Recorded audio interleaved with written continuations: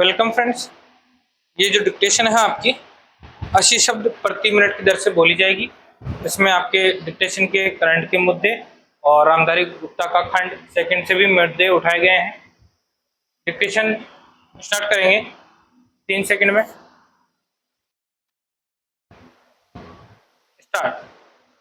देश के बैंकों में 78,000 करोड़ रुपए से ज़्यादा की जमाएं ऐसी हैं जिनका कोई दावेदार नहीं है, लेकिन इसका अर्थ यह भी नहीं है कि बैंकों में लोग राशि जमा कराने के बाद भूल गए या फिर दिवंगत हो चुके जमाकर्ताओं के परिवारों में कोई नहीं है।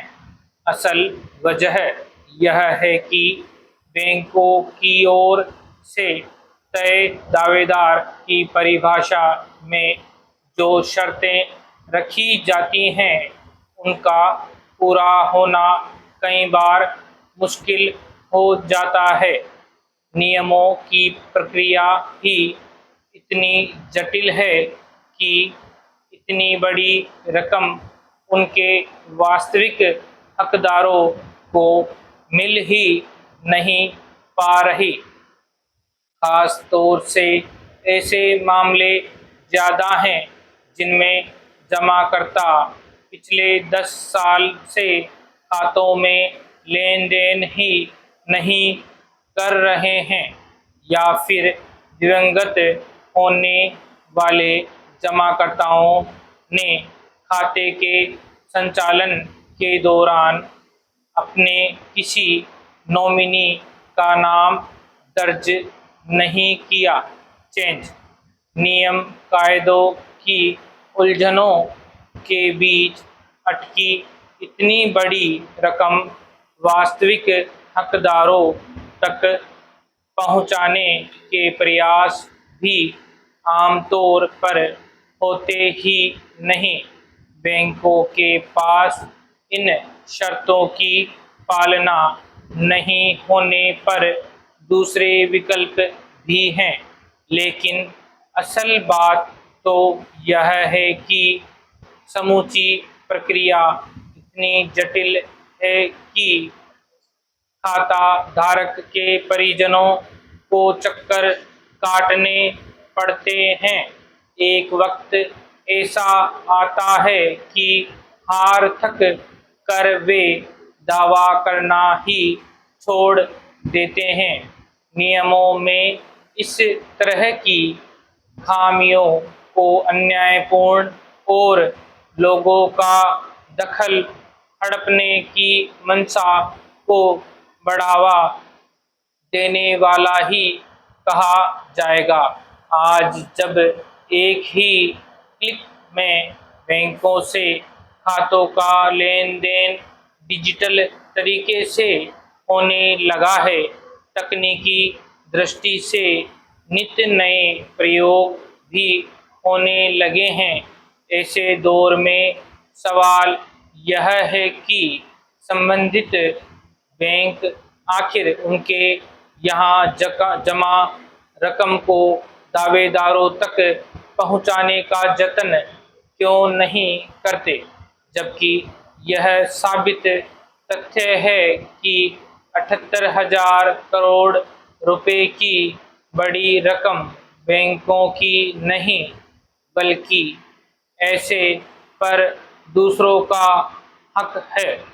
लाखों लोगों ने यह सोच कर ही तो पैसा बैंकों में जमा किया होगा कि उनके नहीं रहने पर भी यह पैसा वक्त ज़रूरत उनके वारिसों के काम आएगा। नॉमिनी का उल्लेख नहीं होने की इतनी बड़ी सजा का भागी दिवंगत जमाकर्ता के वारिसों को क्यों नहीं बनाया जाए। एक तथ्य यह भी है कि बैंकों से लेन देन करने वाले कई लोगों को बैंकों के नियम कायदों की जानकारी ही नहीं हो पाती। ऐसे में क्या बैंकों का फर्ज नहीं बनता कि वे खुद खातेदार से नॉमिनी का उल्लेख करने को कहें? बैंकों के पास Aadhaar card, PAN card, mobile number, mail address और घर का पता सब कुछ होता है, तो जरूरी प्रक्रियाएं पूरी कर यह रकम हकदारों तक क्यों नहीं पहुंचाई जाती? चेंज। बैंक खुद जब किसी को लोन देते हैं तो किस्तें जमा नहीं होने पर दुनिया भर की चिड़ी पथरी करते हैं। कर्जदार के घर तक वसूली के लिए धमक जाते हैं, फिर दूसरे के पैसे लौटाने क्यों नहीं जाते? क्या सचमुच खाता धारक को लेन देन को लेकर निष्क्रिय रहने या फिर नॉमिनी का नाम दर्ज कराने को लेकर चेताना बैंकों का फर्ज नहीं बनता? विश्वास तब ही रहेगा जब जटिल प्रक्रियाओं में उलझाने के बजाय बैंक खुद दावेदारों को उनकी रकम लौटाए। चेंज। महोदय, कुछ दिन पूर्व मैं अपने शांतिपूर्ण परमाणु विस्फोट वाले स्थल की यात्रा पर गई थी। मैं एक बार फिर कहना चाहूँगी कि हमारे 25 परमाणु वैज्ञानिकों ने जो सफलता पाई है उसके लिए राष्ट्र अपना आदर व्यक्त करता है। वह समर्पित भावना, दक्षता और साथ मिलकर काम करने का उज्जवल उदाहरण था और यह काम बिना शोर शराबे के बड़ी खूबी के साथ पूरा किया गया।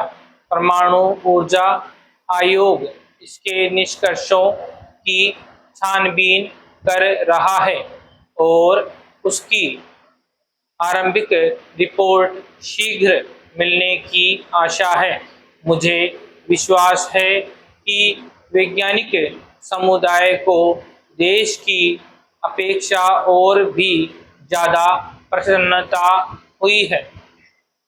जो अनेक बधाई संदेश मिले हैं उनमें इस तथ्य को विशेष रूप से रेखांकित किया गया है कि इस प्रयोग ने सिद्ध कर दिखाया है कि हमारे वैज्ञानिकों को अगर एक निश्चित काम सौंपा जाए और उन्हें लगातार सरकार की सहायता मिलती रहे, खास तौर पर प्रबंध के बारे में लचीलापन बना रहे और फिर उन्हें तकनीकी समस्याओं को विश्वास के वातावरण में सुलझाने दिया जाए, तो वे क्या कुछ सफलता प्राप्त नहीं कर सकते हैं? यह सरकार के लिए एक सबक है। वैज्ञानिक समुदाय को भी अपनी उदासीनता त्याग देनी चाहिए और सरकारी प्रयास के साथ साथ उत्साहपूर्वक आगे बढ़ना चाहिए। चेंज। भारतीय वैज्ञानिकों के लिए जो भी प्रमुख हो, वे भारतीय विज्ञान के इस बेहतर उद्देश्य से बचकर आगे नहीं बढ़ सकते कि उन्हें पहले एक ऐसे आधुनिक समाज का निर्माण करना है जो वैज्ञानिक दृष्टिकोण से युक्त और अंधविश्वास तथा संकीर्णता से मुक्त हो। हमारे आलोचक चाहे कुछ भी क्यों न कहते रहें, हमें अपना मुख्य ध्येय हमेशा अपने सामने रखना है। और वह है गरीबी हटाना। क्या कृषि की पैदावार बढ़ाने, परिवार कल्याण कार्यक्रम को ज़्यादा असरदार बनाने, संचार साधनों का विकास करने, तात्कालिक मसलों के हल के लिए वैज्ञानिकों की योग्यता का लाभ नहीं उठाया जाना चाहिए। इन क्षेत्रों में हमारे देश में काफ़ी काम किया जा चुका है, लेकिन अभी भी बहुत कुछ करना शेष है और अनुसंधान कार्य को तेज किया जाना चाहिए।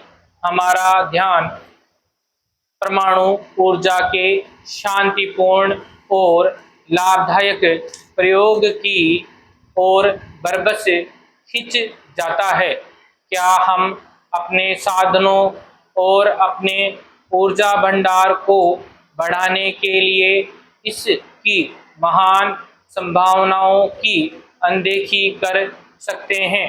हम घटनाओं को एक खास ढंग से ही घटने के आदेश नहीं दे सकते, परंतु हम उनके प्रति अपनी प्रतिक्रिया को नियंत्रित कर सकते हैं।